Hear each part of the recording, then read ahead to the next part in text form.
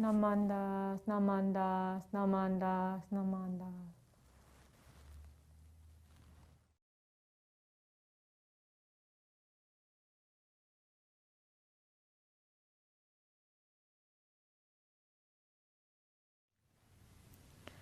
Good morning. My name is Tara, and I would like to thank you for attending this morning's Combined Dharma Family Service and also the Interfaith Panel.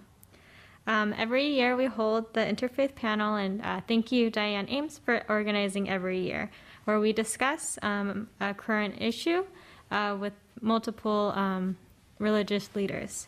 And so today, thank you, Reverend CJ, for being our moderator for today's discussion.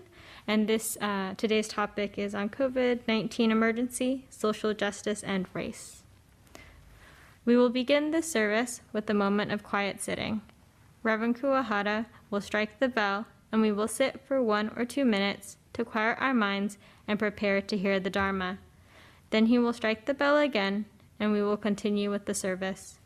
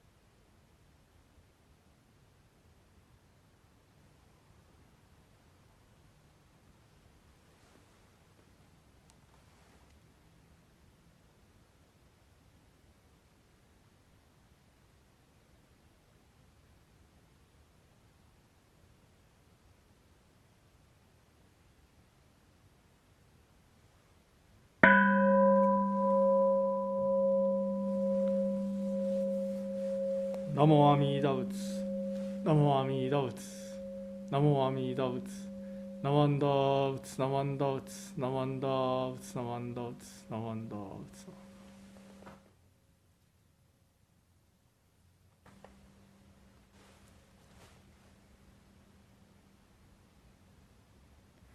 Reverend Kuwahara will now lead us in the chanting of the Vandana-Tisarana, followed by Juseige.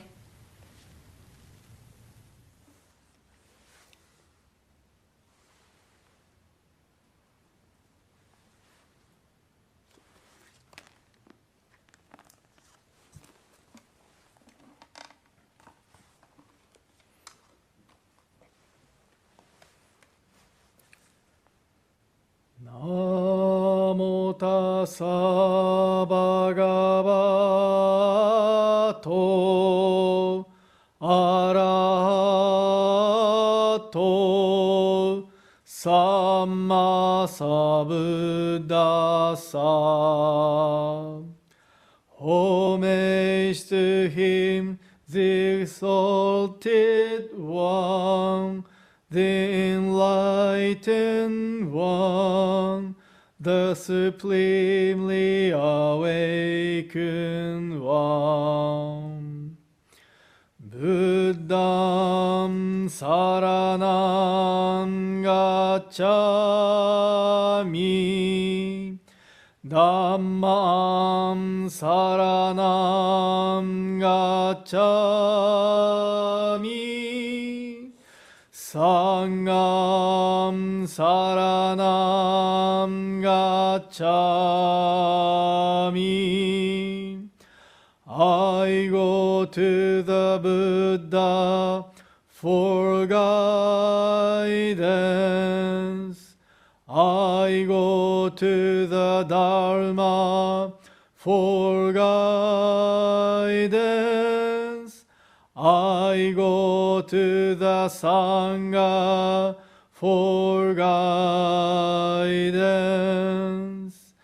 Namo Kiye Butsu, きえほナモきえそう。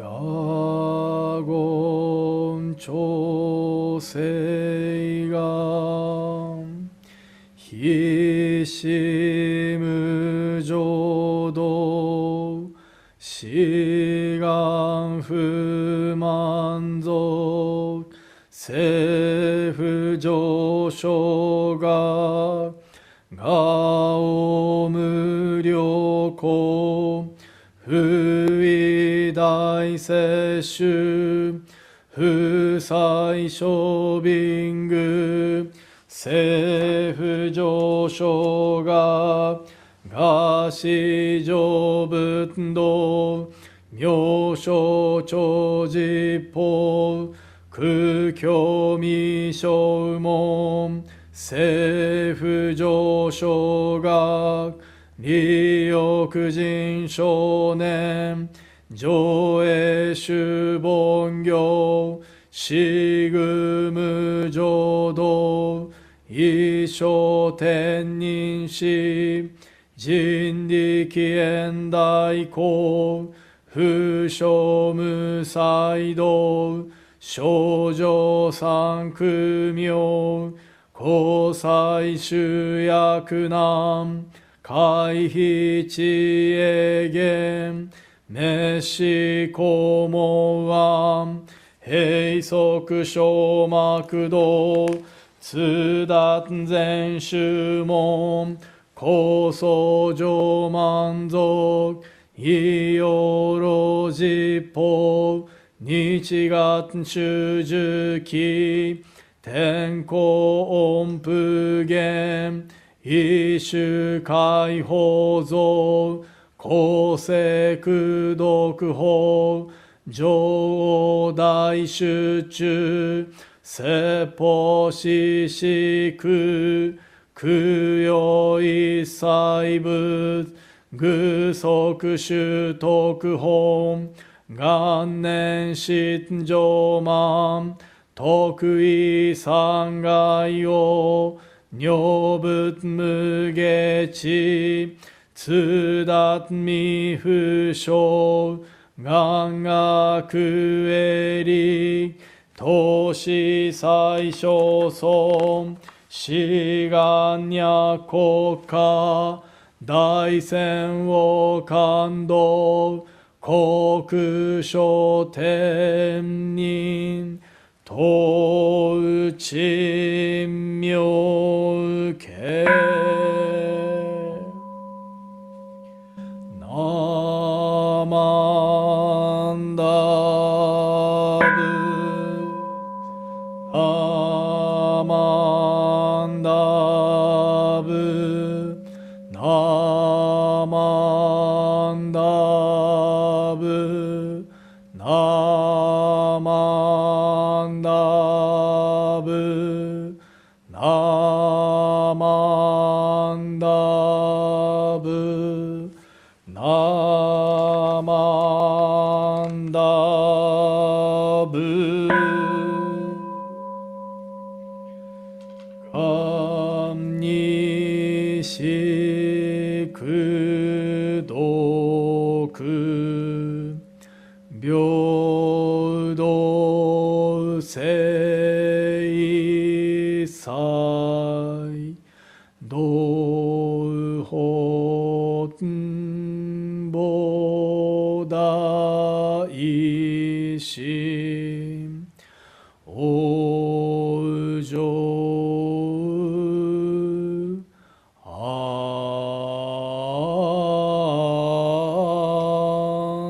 楽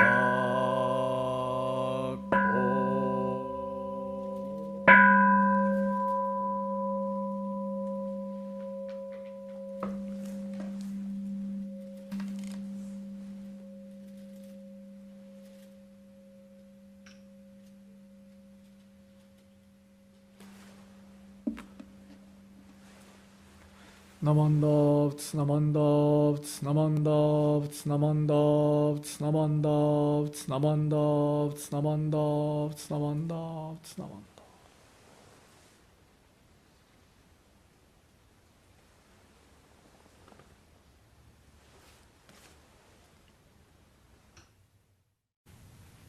We will now sing the Gatha, Ganjin's Journey.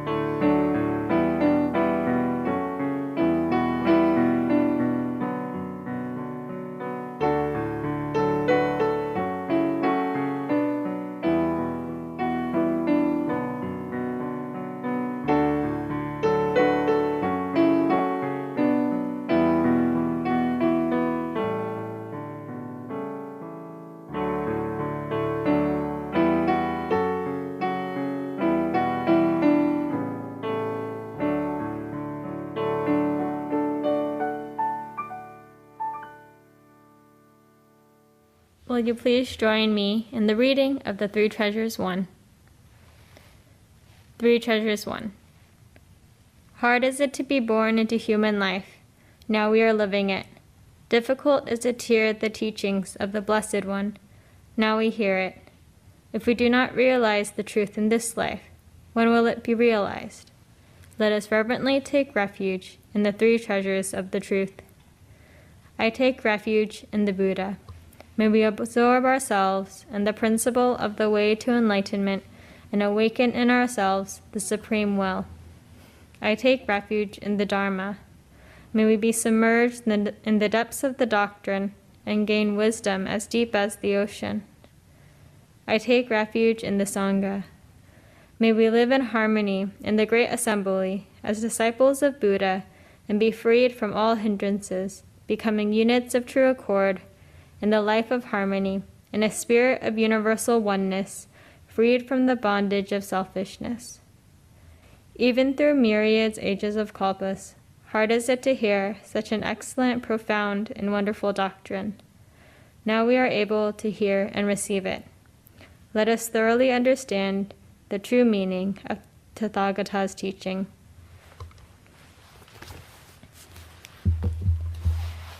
Namo Midabutsu.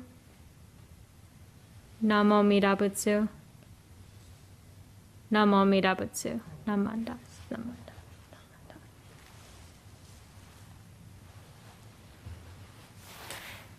And now going to turn it over to Reverend CJ for the Interfaith Panel.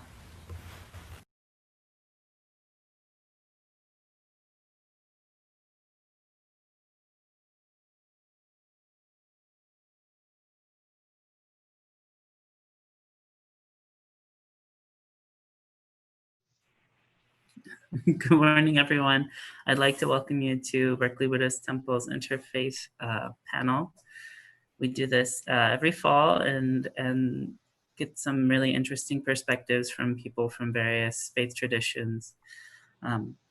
This year, the theme is COVID-19, social justice and race, and how faith communities are dealing with many of the issues that are being brought to light during such uncertain times. I'd like to thank all of our panelists for attending. how this is going to go is that we're going to introduce each panelist, and they will provide a perspective on the issue that we're facing. And then after we're done with all of the panelists, we'll have time for some question and answers from the audience and the panelists. Our first panelist's name is Beth Weinberger. She's a representative of the Jewish community, and she's been a member of the Kehillah Community Synagogue for 26 years. She was initiated and organized Kehillah's opposition to the death penalty and has served for the past 20 years as coordinator of Kehillah's anti-death penalty action group. She's an active member of Kehillah's Greening Committee working on climate and environmental issues, representing the congregation in Oakland, Climate Action Coalition's Clean Energy Work, and the East Bay Clean Power Alliance. She works with Kehillah's Immigration Committee assisting refugees. Beth is also a longtime member and activist with the ACLU of Northern California. Welcome, Beth. Thank you. Good morning, everyone. Now that this pandemic has revealed so much of the inequities and ruptures that have long existed, but been largely ignored, racial, economic, and social inequities, to say nothing of environmental and climate injustices, it seems everyone is talking about something that people of faith have long understood and considered foundational: the total interconnectedness, the unity and oneness of everything. Even before the pandemic hit, we had started to see and understand the extent to which climate justice, for one example, is economic justice, is racial justice, is social justice. Now we also see how a deadly airborne virus knows no boundaries and threatens all. Although some are more vulnerable and access to healthcare is not equally available. COVID-19 has shaken us to our core, and hopefully, like an erupting volcano, has brought our core values to the surface. One of the fundamental core teachings of Judaism, its statement of faith, is contained in the Shema. Shema Yisrael, Havaya Eloheinu, Havaya Echad. Hear, Israel, the source of life, our God, is oneness. People use many different names for the source of life or God. And the word Echad has numerous interpretations. It means unity, universal, or one. The second part of the Shema, or the Ve'ahavta, begins, and you shall love God, or this oneness, with all your heart, with all your soul, with all your power and resources. Although traditional teaching has been that the first part is a reference to a belief in only one God, others have gone beyond this idea to teach more about the unity of all that is implied. One of my teachers, Rabbi Miriam Zislovich, used to say that all of the Shema boiled down to just this: the entire creation, we are all one, and love is the glue that binds us and it all together. COVID-19 is showing us how a failure to follow that teaching can destroy us. Despite destruction and death, calamities like COVID also offer opportunities to correct mistakes, right wrongs, improve or replace old systems, and move forward to something better. One of my favorite examples of this from Jewish history goes back to the destruction of the temples in Jerusalem. Initially devastating, It brought an end to the central religious practice of animal sacrifice, which had to be done at the temple, and which was ultimately replaced with Torah study, rabbinic teaching and leadership, and what we now know as individual prayer. It also led to a shift from focus on a specific location as sacred, where God resided, to a focus on setting aside specific times as sacred and understanding that God is everywhere and everything. Judaism asserts that there is one God who created the entire earth as a unity in ecological balance, and that everything is connected to everything else. Further, the world is God's, not ours. We are temporary residents or tenants, or as Rabbi Daniel Schwartz has said, to take seriously the notion that we are but leasing the planet from God is to provide ourselves with specific behavioral guidelines. As borrowers or guardians, we must ensure that when we leave, the property is at least as valuable as it was at the beginning of the lease. We must care for the planet and everything on it. Another core teaching of Judaism is worth noting in the midst of a pandemic. That is that we must love our neighbor as ourselves, and that we must love the stranger, for we too were once strangers. These are moral, not political issues. It is not a matter of partisan political policy, whether you treat all people as equally worthy of respect, dignity, opportunity, and love. It is not a matter of partisan political policy, whether you care for the earth and all living things. These are fundamental moral issues. Inspiration and guidance to address and resolve the multiple crises of our time must come from our core faith-based values and teachings. Political divides have led us to forget or overlook our core values. We must reclaim them.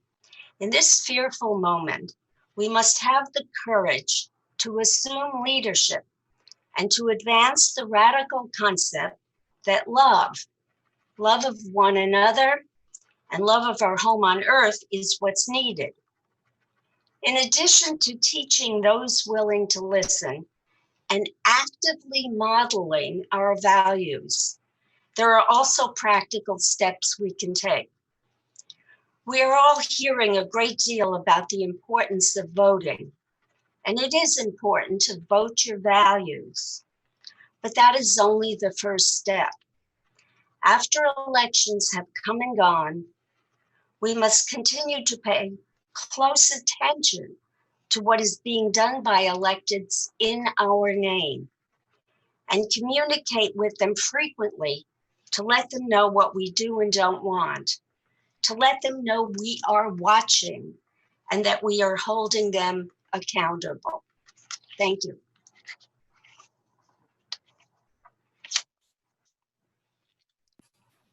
Thank you very much, Beth. Our next speaker is Mike Hines of Sunday Assembly. Mike has been involved with Sunday Assembly, which is a secular community since its inception almost 6 years ago. He's a father of 4 and works in information technology. He currently resides in Walnut Creek, but spends much of his time in Berkeley with his partner. He also enjoys hiking and pickleball and playing music. Welcome, Mike. Thank you, CJ. And good morning to everyone. And thank you to the Berkeley Buddhist Temple for having Sunday Assembly here and participate. We're very honored and grateful for that. And I hope all of you and your communities are faring well through this pandemic. As CJ mentioned, SAB is a secular community that celebrates life. And we do this once a month in a monthly assembly that where our motto is live better, help often, and wonder more. And that's pretty much guides how we celebrate life each month in our other gatherings. We strive to be inclusive of all and pretty much apolitical as a community, especially in our monthly celebration. You can go into any Sunday assembly around the world and you'll pretty much have the similar experience. Our 1 hour celebration is has very many church-like elements to it. We sing, we have a reading. The highlight of our assembly is our speakers. We have some fantastic speakers that come in. We sing some more. We'll have a community member share in a segment we call Doing Their Best. And then we'll talk about our community and what we're doing. And then we'll sing some more. We like singing. But we've been doing this before the pandemic at the South Senior Berkeley Center. So we will not be going back there anytime soon. So we've been conducting all of our meetings virtually. Certainly miss our physical presence, but we've adopted fairly well to the virtual setting. Get pretty good turnout to our assemblies, up to 30 people or so, or sometimes even higher. Besides our monthly celebration, we have another important part of it is our small groups, which we've coined the term SMOOPs. And they've been meeting once a month as well. And we have one for philosophy. There's a philosophy shmoop. We have a music one where they pick the music for each of the assemblies, and also another, what we call acoustic shmoop, where people can get together and play music. And you probably have all known that music over Zoom or any of the virtual settings is not very good, but we make do. We have an activist shmoop, even though we are apolitical, we don't prevent anybody from being political. So we do have an activist shmoop, and they've been out there at the Black Lives Matters marches and protests and other things like that. During the pandemic, another one of our assemblies had started a social Zoom. So people are coming together once a month just to socialize and be together because we're all stuck in our homes for the most part. Not so much anymore. I think we're all starting to get out and about more. We had a baby shower over Zoom, so we welcomed a new life into our community during the pandemic. And some things that we used to do, we can't do anymore. We did have, we sang to seniors at the Chaparral House here in Berkeley. Of course, we cannot go there anymore. And other than that, we have a leadership meeting. And if you want to know anything more about Sunday Assembly East Bay, we have a presence on the web, SundayAssemblyEastBay.org. You can go there. We have a newsletter, and you can find out what we're up to every month. But getting back to the question at hand, and I'll highlight this through a speaker that we had last month, and I was actually the host of our last Zoom assembly. We had a speaker come to us through the wires from Uganda, which was a technical challenge, but we made it. Her name is Mariam, and she started a organization called Nurturing for Future Development. And what Mariam did, she lived in Kampala, Uganda, and she described how she just provides for the essential needs of her community: food, clothing, medicine, the things that everybody needs. But a bigger part of what she does is help the young girls there and young women in Kampala, Uganda, who are often forced into marriage at a young age, have 3 to 4 babies before they're, even 22. And was very heartening to hear what she had to say, and really made our problems here at home kind of pale in comparison. So there was that perspective that we got from that. And that's kind of what I wanted to mention, that we are pretty far along as a society compared to others out there in the world, but our problems are different, and we're all in a pandemic for the first time. And how we care for each other counts now, and that comes in our health is through social distancing, hand washing, wearing masks. That's why we're conducting all our meetings through virtual sessions and taking care of all the social guidelines that are necessary to get us through this pandemic. And we seem to have some sort of divide in our country on that right now, where some people don't think that's so important. But how do we deal with this mashup as a community? How do we deal as a community with this mashup of political unrest, pandemic living, and social injustice? And like I said, as a community, we meet, we gather in our activities, we take care of each other by following the guidelines, we take care of each other by staying connected. My partner is a therapist, and I've seen firsthand the problems that people are having during the pandemic, just living in the pandemic, being alone, being isolated, and other problems that come as a matter, sometimes living together. Some husbands and wives haven't really lived together that much. They work separately and they only see each other at night. Now they're at home all the time. So that's created some issues at times. That is, I've seen through her practice. During this whole pandemic, we saw this huge social unrest, this Black Lives Matter, the killings of Black individuals in horrible ways. And my own daughters participate in some of these protests, and they're in their 20s.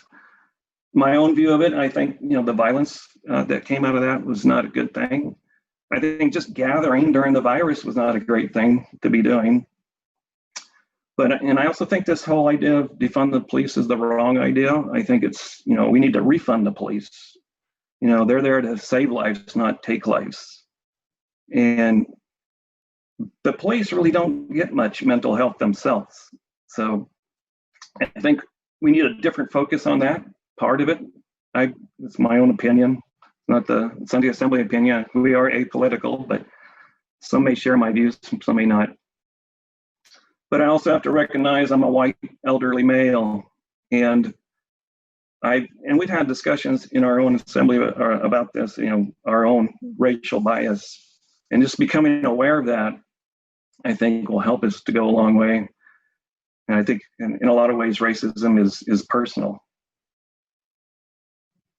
But I think, and Beth mentioned this, that race inequalities existed before the pandemic. And what the pandemic has done is to highlight it, and not more so than in our racial health disparity. It's revealed that a lot of the people that are at risk are our essential workers, who are often poor, who are often of color. In fact, I don't know if you saw, there was a New York Times article that came out recently called The Coronavirus Race Gap. And I'll just read just a paragraph from it. Black and Latino Americans are roughly 2 to 3 times more likely than their white counterparts to contract the coronavirus, and roughly 4 times more likely to be hospitalized by it, and nearly 3 times as likely to die from it. Is this their fault? Is it the virus's fault? Is it there's something systemic in this issue, I believe. And they're suffering more for it today. So I think, as a community, we look, one of our mottos is help often, and we would look to help more often. If any of you communities out there need help with volunteers, we're here, and we would be willing to step up and give a hand. So I think the pandemic has highlighted how much we need to take care of each other, and need to care for each other, and do it through community. Again, you can reach us through sundayassembly@eastbay.org. And thank you for the opportunity, again, to discuss our views. Thank you. Thank you very much, Mike. Our next panelist is Annie Steinberg-Behrman, who is a Christian. Reverend Annie Steinberg-Behrman serves as, serves as the senior pastor of Metropolitan Community Church of San Francisco, a position that she has held for the past 4 years. MCC is part of the Universal Fellowship of Metropolitan Community Churches, a queer denomination started almost 52 years ago. Annie is ordained in the United Church of Christ and has been in ministry for over 30 years. Annie lives in Berkeley with her wife, Victoria, and 4 rescue cats and 2 dogs. Annie loves to read, garden, bake, and spend her time with her granddaughter, Isabella, who is 9 years old. Thank you for coming, Annie. Thank you, CJ, and thank you, Berkeley Buddhist Temple, for this opportunity to gather together this morning. And welcome all of you, and thank you for participating with us, all you out in YouTube land. It's really an honor to get to gather together, all of us from our different communities. I bring you greetings from Metropolitan Community Church, San Francisco. Our particular community has existed for 51 years, and we are very political. We are a queer community. We were founded 52 years ago, as CJ read, by an evangelical pastor who came out and claimed his queerness and was not welcomed in his wholeness by his current denomination. And so he started Metropolitan Community Churches. We are now international. And MCC San Francisco is honored to have been the second MCC church that was started, following the first one 52 years ago in Los Angeles. I say we are political because we are a group of outsiders. We are a group of people from a variety of different faith traditions who have not been welcomed in our queerness. Many former Catholics, many different traditions represented.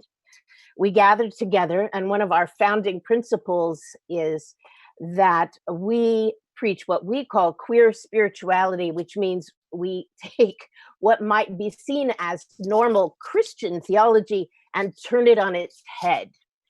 And because we believe at MCC San Francisco that Christianity is but one way to divine spirit, certainly not the only way.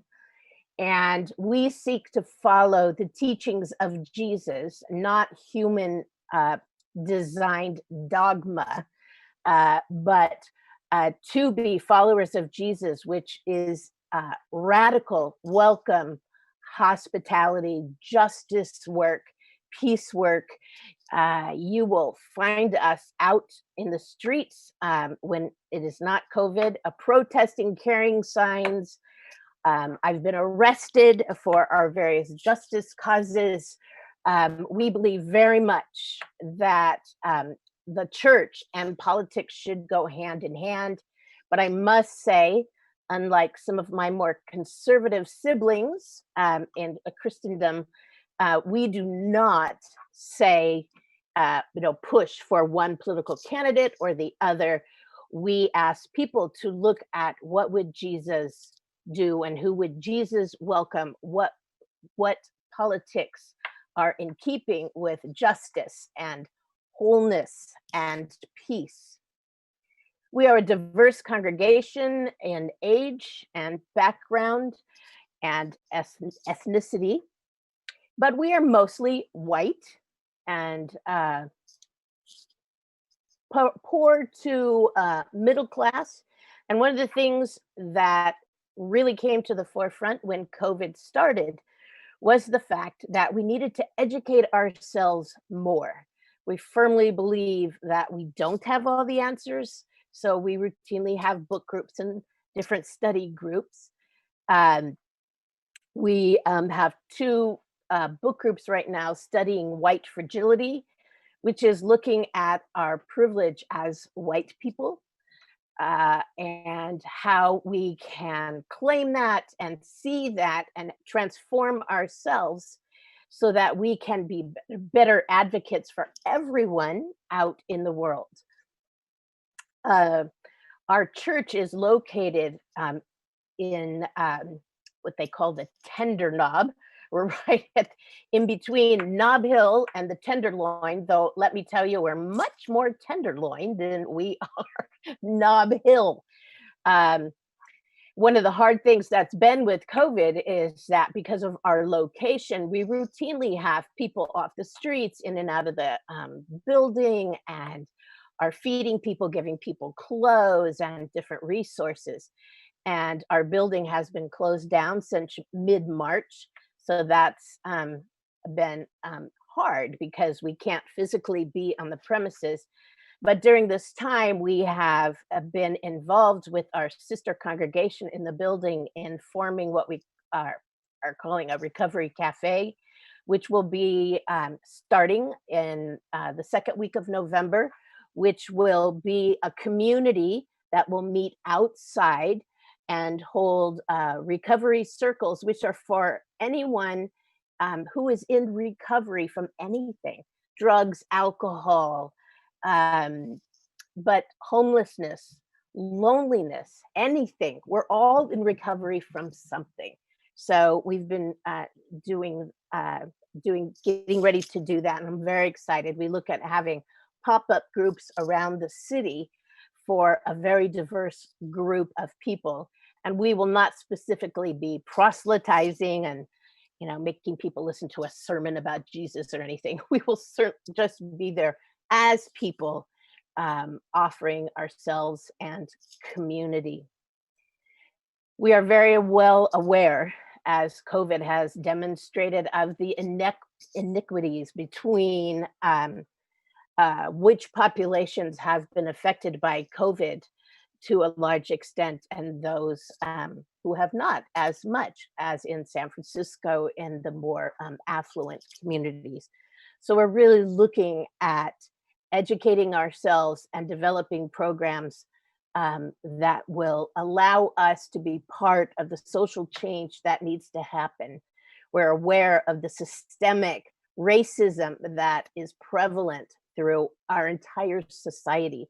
And we want to look at our participation in it and see color, see our whiteness, see our privilege, and understand that our experience in the world is not the same as those people of color. So we are a fully welcoming community. We have service on Sunday on Zoom at noon. We have a candlelight meditation service on Wednesday nights at 7. We have a very lively Bible study that isn't teaching the teaching scriptures as much as interpreting it for the 21st century as queer people. And we have bingo night the last Sunday night of the month. And we have soup with Annie. We just sit and have community together. It is a lovely, welcoming, warm community, and everyone is welcome. So we are learning together. That's why I'm excited to be part of this morning. Again, we don't think we have all the answers. So I'm delighted to be with my siblings in different traditions to learn from you. So thank you for inviting me to be a part of this. That's wonderful. Thank you, Annie. Our next panelist is Ameena Jandali, who's Muslim. Ameena Jandali is a founding member and content manager of Islamic Networks Group, a nonprofit organization with affiliates and partners around the country that are pursuing peace and countering all forms of bigotry through education and interfaith engagement, working within the framework of the First Amendment's protection of religious freedom and pluralism. Ameena received her MA in Near Eastern Studies from UC Berkeley and BA in History from the University of Illinois. Welcome, Ameena.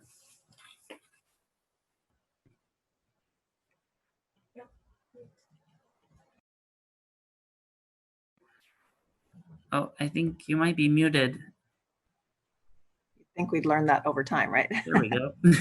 All right, good morning, everybody, and thanks for joining this important conversation about COVID, social justice, and race, and how the faith community deals with these situations. So COVID has really been unique in that while most of us have experienced or witnessed some kind of a natural disaster, today is actually the anniversary, the 27th anniversary of the Loma Prieta earthquake that a lot of us may remember. We've certainly been living through the wildfires for a few years now and other tragedies, both personal as well as communal. What is unique about COVID is that it really does impact every single one of the almost 7 billion people on Earth, whether it's our ability to work, our ability to shop, our ability to socialize, our ability to do what used to be normal. However, while the virus definitely doesn't differentiate based on religion or some other factors, we have seen clearly that the risk factor is much higher for certain groups, including groups with pre-existing conditions. And unfortunately, in the United States, being a person of color or an economically disadvantaged person has shown itself to be similar to a pre-existing condition when it comes to health. And we've seen this in other areas, from life expectancy, maternal mortality. So this is not surprising, but just the disparity is so glaring, where we're seeing that people of color certainly are suffering a disproportionate burden of poor health and are significantly likelier to die from COVID-19. So unlike other sectors of society where it's very easy to note injustices because they're kind of clear, healthcare has not generally been at the forefront of the racial justice movement until really to today. So health disparities like poverty, violence, and this ongoing clear disparity do originate from the same fundamental injustices, which have for so long and too long, really since the founding of this nation, plagued our society. And today really have underlined the reality that there can be no health justice without social justice. And really reflecting on the importance of social justice, I think it's timely to remember the words of Dr. Martin Luther King, who was writing from the Birmingham jail in 1963 when he actually said, "Injustice anywhere is a threat to justice everywhere." And he really put his finger on the fact that all inequities, including health inequities, can never be the exclusive problem of the group that they impact, although of course they're going to suffer it the most. However, when any group suffers from poor outcomes, that burden is going to be shared across populations in a way that is impactful. So we're at this juncture, we're at this conversation right now, and as faith communities, these are critical and foundational to our life views. So I'm going to share a few relevant verses from scripture and discuss how these relate to what we're experiencing today. An often cited Quranic verse that really affirms the interconnectedness of all humanity is in chapter 49, verse 13, that says, "O humankind, we have created you from a male and a female and made you into races and tribes for you to get to know each other. The most noble of you in the sight of God are those who are most conscientious, and God is an omniscient, fully aware." This verse clearly established, first of all, that all human beings are interconnected. We all, bleed, we all are born, we all die, and we all come from, according to many of the faith traditions, that single set of parents. And so the only differentiation between us is our character, not any kind of external characteristics. There's also the Islamic tradition that says that all human beings are from literally Bani Adam, which means the tribe or the children of Adam and Eve. And this was emphasized in the Prophet Muhammad's last sermon, where he said, "O people, remember that your Lord is one, and that all humankind is from Adam and Eve. An Arab has no superiority over a non-Arab, nor a non-Arab has any superiority over an Arab. A white person has no superiority over a black, nor does a black person have superiority over a white, except by piety and good actions. Indeed, the noblest among you is the one with best character." So these clearly emphasize the fact that our differences should not be anything that divides us, but that rather it is our character and how we use what God has given us for good. It is not also enough, according to Islamic tradition, to just focus on believing and worshiping God, to focus on rituals. as the Quranic ayah says in chapter 2, verse 177, righteousness is not that you turn your faces towards the east or the west, but righteousness is the one who believes in God, the last day, the angels, the book, and the prophets, and gives wealth in spite of love for it to relatives, orphans, the needy, the traveler, those who ask for it, and for freeing slaves. So righteousness is how you treat other people. And this definitely takes into consideration the disparities that people have. In another verse, it actually takes one to task who claims piety but overlooks the basic prerequisites of kindness and charity. In chapter 107, have you seen the one who denies faith? For that is the one who drives away the orphan and does not encourage the feeding of the poor. So woe to those who pray but are heedless of their prayer and make a show of their deeds, yet withhold simple assistance. So one of the most important characteristics of a believer, and the most actually mentioned characteristics of God, is mercy. A famous prophetic saying says that the merciful, meaning God, bestows mercy upon those who are merciful, therefore show mercy to those on earth, and the one in heaven will show mercy upon you. So these and other teachings clearly emphasize the obligation to serve, to take care of those who are in the least privileged position, in the most vulnerable position, and all of us who enjoy that privilege need to work harder to make sure that everyone in society also has access to that. And crises like our recent fires, like COVID, are potent reminders not only of our interdependence, but also the importance of taking care of those most vulnerable in our societies. Thank you.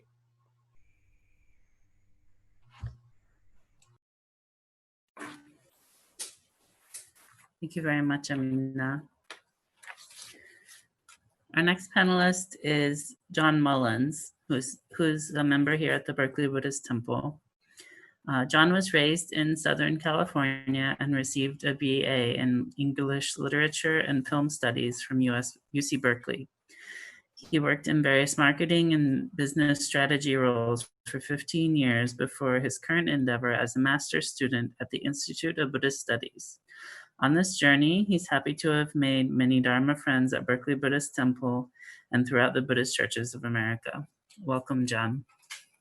Thank you, CJ. It's good to be here, and it's good to be bringing up the rear because I got to hear everyone's really wonderful reflections, and it's just nice to be able to appreciate our shared fundamentals. So thank you. For my piece, though, I wanted to open with a passage from our teachings. So if you're comfortable, please join me by putting your palms together as we reflect on the words of Shinran Shonin. Everywhere the Buddha casts light, immeasurable, boundless, unhindered, unequaled light of all brilliance, pure light, joyful light, the light of wisdom, light constant, inconceivable, light beyond speaking, light surpassing sun and moon is sent forth, illumining countless worlds. The multitude of beings all receive this radiance. Namo Mita Butsu. Thank you for joining in this reflection. So I hope we gathered the key word here in this passage. The key word is light. Shinran, the founder of our tradition, Jodo Shinshu, is describing the immeasurable depth of the Buddha's wisdom and compassion. There is nowhere that it does not go, and there is no one that it does not reach. The multitudes of beings all receive this radiance. These words represent a vision of the ultimate that I wanted to bring up on this panel in hope that we might think about a common intention across our religious traditions. And for me, I wonder if our common intention is to put whatever is going on right here in our lives in this wider context of the ultimate or sacred truth. If the question for the panel is how we deal with economic and racial inequality, I believe from a spiritual perspective that we must take that step back and consider what is this ultimate journey that we're all on together? And how does that inform what we do in this world? In Buddhism, we are guided to awaken to the truth of reality, which is described in many ways. One way of which is the three marks of existence, which are suffering, also known as dukkha, impermanence, and interdependence. Problems arise because we tend to want the opposite of these marks of existence to be true. We don't want to suffer. We don't want conditions in our lives to change in negative ways. And we think that we're the ones in charge, that we're independent. So we're led to the truth of our existence through the teachings and our experiences. And I'll tell you, our collective experience of this pandemic has been one of the greatest teachers we've had in a long while, maybe as long as I've ever known, actually. The pandemic has taught us how fragile our lives are and on how unequal the benefits and protections for our lives are distributed. It has taught us that the view of independence, looking out for number one, can create a domino effect of interdependence as COVID-19 moves across everyone in our population. Yes, in many ways we can say inequality has worsened in these past months, but I think what's really happened is that in fear of our lives, in reflection on what is most important and meaningful about being alive, our eyes have opened to the inequality that has been there all along, since our country's inception. This is what we call the light of wisdom, reaching across space and time to teach us all. This to me is the ultimate at work. This is why we say that the Buddha's light is boundless. Its radiance reflects our common humanity, which is why it has become so painful to reckon with the reality that so many are still bound by systems of oppression in this society. The ultimate light of the Buddha Dharma is outside history. It's immeasurable, but we are living in history right now, and our actions can be measured. And so if people are risking their lives for social justice and equality, and we're asking what the faith community should do, how we should deal with this, it seems our question then is, what is our purpose? The marchers, I don't know. I don't know if they stopped to ask what they should do before they hit the road. They knew from their experiences and their observations. They knew in their heart that something was wrong and needed to change. They recognized suffering and impermanence, and in the spirit of interdependence, they acted to demand a system without divisions. Equal justice movements arise because people know something is wrong. But I also think they often lose steam because the system plays the long game. The movements that do succeed look beyond our anger, our greed, and our ignorance in the moment. They never lose sight of our ultimate equality, and they let that truth drive them forward. So thinking about our community's purpose, at one point the world is going to come out of this. And my concern is that once people who aren't subject to oppression and inequality personally feel fine, personally feel out of danger, that the motivation to address these systems will subside. I think our job is to embrace this relationship between the ultimate and what's happening on the ground in front of us. In this world where our discriminating minds limit our views and where our divisions are seen and felt, we must let the Buddha's immeasurable light shine on this reality and guide us to confront inequality. The multitudes of all beings receive this light, as I said, which means that we are all interconnected, even when it is hard to see beyond ourselves. Our potential and our purpose is to travel this path together as friends with entrusting hearts. Mindful of our ultimate equality, yet faced with the reality of our mutual suffering, I feel we are compelled to do everything we can to work toward a better way. In gratitude for all we receive from our teachers, from each other, and from all life in the light of the Dharma. So thank you for listening to my section here today, and I'll turn it back over to CJ. Thanks.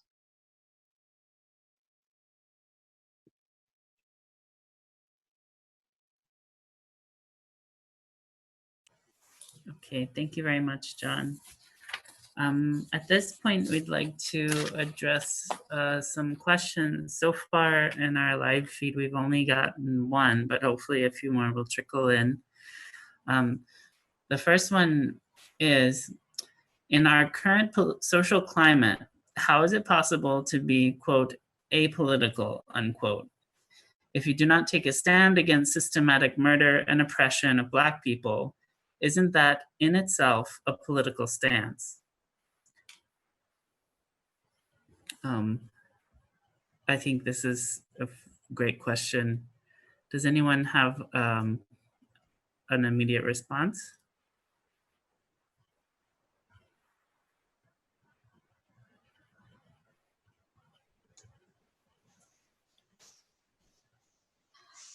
Well, It seems to me that choosing to be apolitical and go in a different direction is, some might say, a choice, and it could be considered a political choice.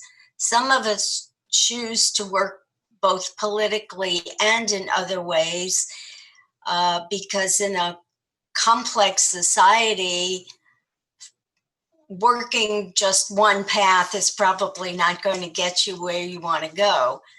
Personally, just speaking for myself, I try to work both politically and non-politically on issues that I want to address. One has to choose an area to work in that one feels drawn to by virtue of interest, skills, time and energy, etc., and associations. But it's also important to recognize and to value just modeling the behavior you want to see in the world, however that, whatever that means for you as an individual. Thank you. I would like to say, I don't, as a progressive Christian, I don't think, I know I cannot be apolitical. Jesus was a political radical. That's what he was killed for.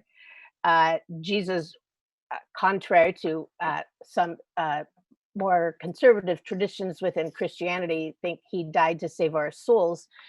Perhaps in terms of the political tyranny that was taking place in the time of Jesus' life. And I think as followers in the path of Jesus, it calls us to be incredibly radical and political. It is the political systems and economic systems in our society that are oppressing people of color. And I think we need to stand up to violent policing and economic systems and housing and education and healthcare and on and on. Those are all political. And I believe, yes, we have to vote, but I think we need to be in the streets. We need to be in our politicians' offices. We need to be writing letters and signing petitions. And my life of faith is my life. There isn't like an Annie at church and an Annie at home. I am Annie, who is a very political person, who is very justice focused. And I have to be political at church and at home. And that is how, for me, in following the radical teachings of Jesus, who was a radical Jewish teacher, that we're called to be very, very political in order to bring systemic change in our systems of politics and economics. Thanks. I just want to say that, well, I agree with what has been said. I think we can be right or we can be effective. And at this point in our history, people are just not listening to each other. People are talking to circles, whether on social media or in their families, that are echo chambers. And we are doing the same thing probably here in the Bay Area because we tend to be a little bit of a bubble. So the question is, how can we come together as a country when we are so divided? And I think the only way we can do that is to start listening and dialoguing more, even with those people who we disagree with, because we're just going to become further and further apart. And we're just going to only be able to have shouting matches if we can't have conversations. And I'm not claiming that I know how to do this. I'm just feeling it very deeply that we are becoming much more fractured. And so I think we need to think of strategies that will enable bringing people in rather than just getting our message out, because we're getting our message out and it's not hitting people's ears, then we're not actually achieving our goal.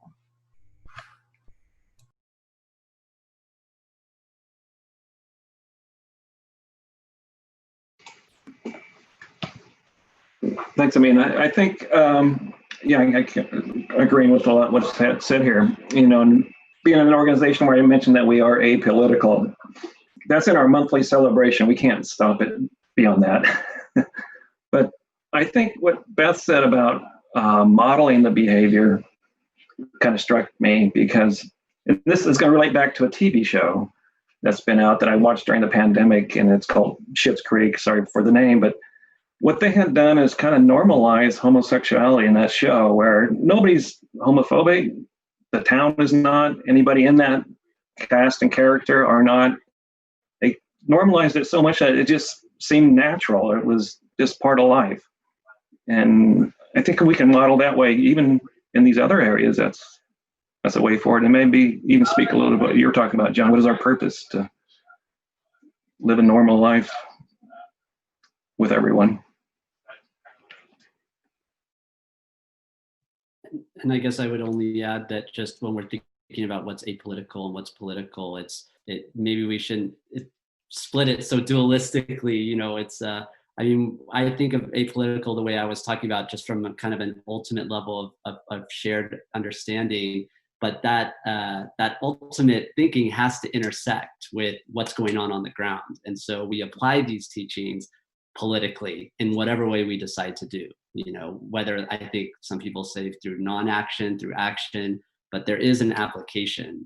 We're applying it whether we do it actively or not. So that's all I have to add. Thanks. Thank you, everyone. That was a great discussion. Our next question is, maybe we've touched on this a bit in answering this previous one, but I'll bring it up anyway, just in case anyone has anything additional to add. And that is, what should we do to combat injustice? Quite a broad question.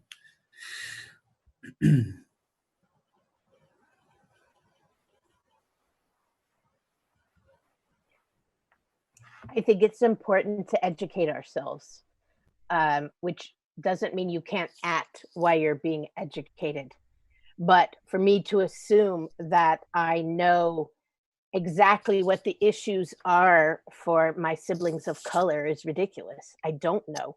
So I think to educate myself about people who are different from me, and ask, you know, what would be most helpful, and to have gatherings like this to get to, you know, get to know each other and see what's happening in these different communities and stuff. So, but education that leads to action.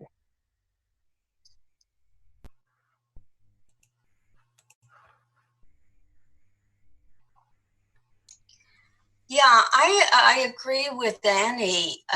Education is the first step. Knowing more about what you think you see, and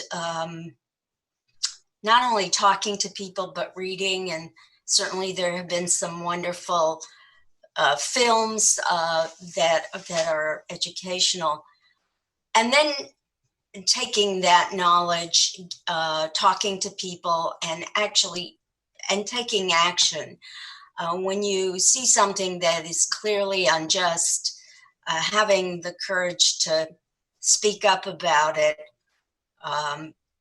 and follow up with what I mentioned in my presentation about political action. Letting the people who represent us know what you want, and paying attention to whether they're representing you well or not. I would say there's a lot of groups working on this right now, so we need to support those, whatever we can do to join them, but really looking to them as the experts and kind of maybe taking a back seat recognizing our privilege that we kind of take for granted, and using that platform to educate other people once we become educated, obviously intervening in a moment of,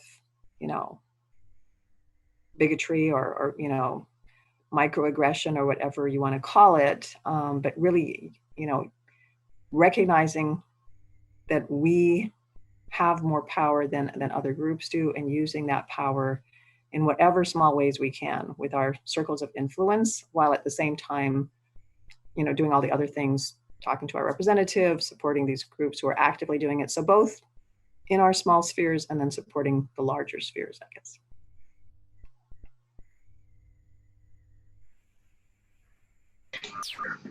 Yeah, I don't know that I have much more to add on this one. It's, education, of course, there's a lot of disparity there as well.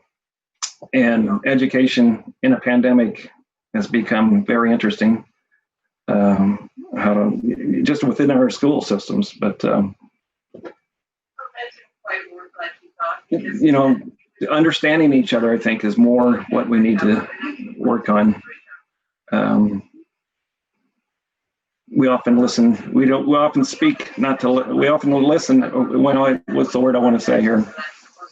We want to speak before we listen.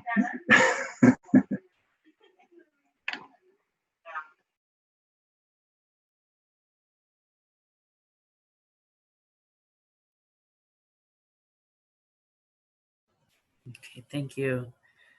All right, our next question is, have historical trials and tribulations in your faith traditions informed your own personal experience of our current plague as an event and the restive social movements as an ongoing struggle?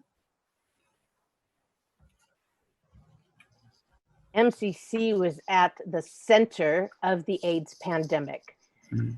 And we have many survivors of the pandemic in our congregation now. And it's in the marrow of our bones, the deep sense of loss. During the 80s and early 90s, MCC was the place where over 600 memorial services were lifted up for those who had passed. Sometimes there'd be 3 going on concurrently in the building.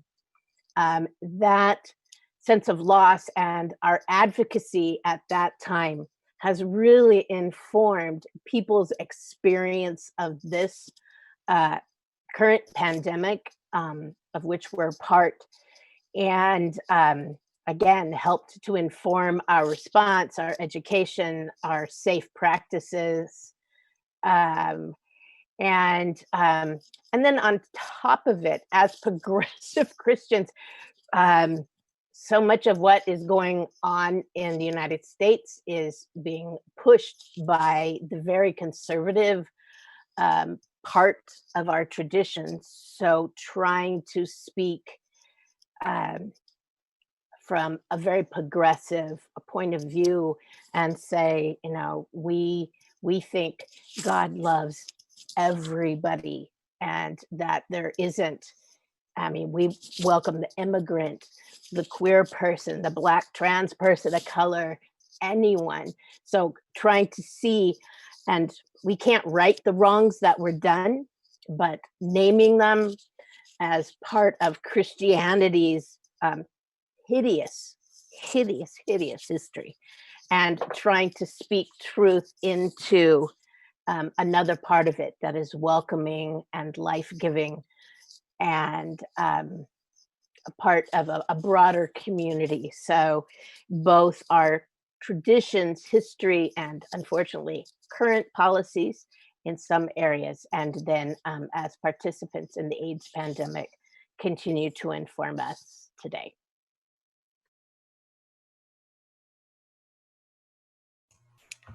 So as a Muslim American, we have watched for decades as Muslims around the world have been bombed, been turned into refugees, and really suffered while much of the rest of the world is just everything's normal, right? My husband is Syrian. It's been almost 9 years now with the Syrian conflict that has largely been ignored by the world. We're looking at, Uyghur Muslims being put into detention camps. We're looking at Myanmar Muslims who are being driven out of their countries. And there's definitely a deep sense that when Muslims are being killed, nobody really cares too deeply about it. And so with this pandemic, again, it does seem to be groundbreaking in that it impacts the entire world in a way that most tragedies, whether natural disasters or man-made, have not. And just even, having to stay in your home, having to, remember at the beginning of the pandemic, not having enough items, worrying about stocking up, all of those are very reminiscent of what I have seen going on in other countries around the world, and some of the guilt that goes with that, because I haven't experienced it myself. And so certainly there is a deep connection. We're all human, and when we suffer in very similar ways.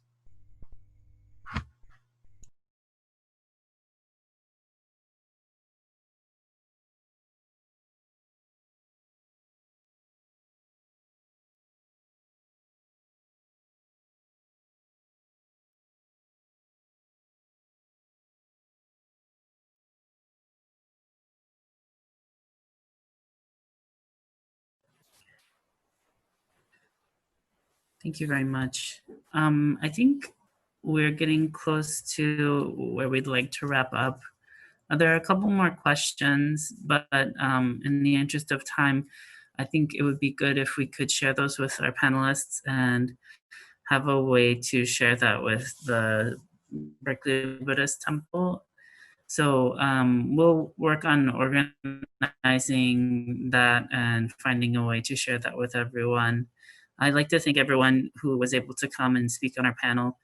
This is a great conversation. I really appreciate all of you being here. Berkeley Buddhist Temple is grateful for this opportunity to share our perspectives together and just see what's going on in the world and experience some different viewpoints on what we're struggling with.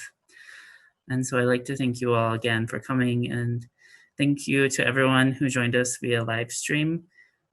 We have service every Sunday. We do this panel once a year, and sometimes maybe twice a year. We might have other panels too. So thank you all for joining us, and we'll find a way to get answers on the questions that we couldn't quite get to during the panel today. Thanks again. Thank you. All right, thank you. Thanks.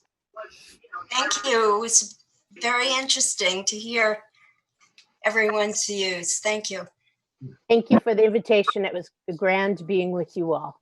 Yes, very nice being with you all as well. Appreciate it.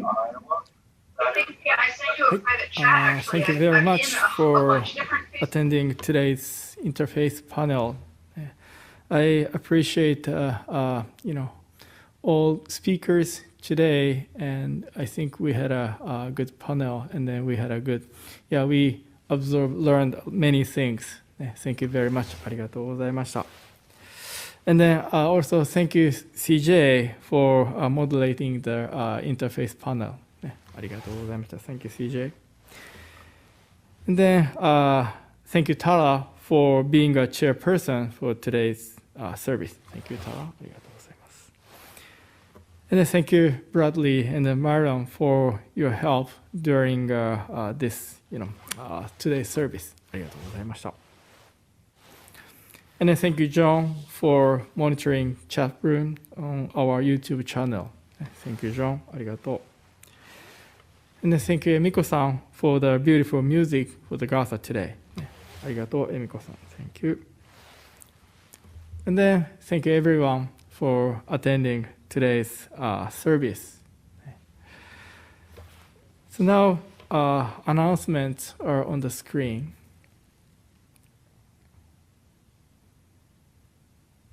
So if you can, please join us. So again, thank you very much for attending today's service and the Interfaith Panel. Please take care, and then see you next week. ありがとうございました。Thank you very much. ナマンダーブツ、ナマンダーブツ、ナマンダーブツ、ナマンダーブツ、ナマンダーブツ、ナマンダーブツ。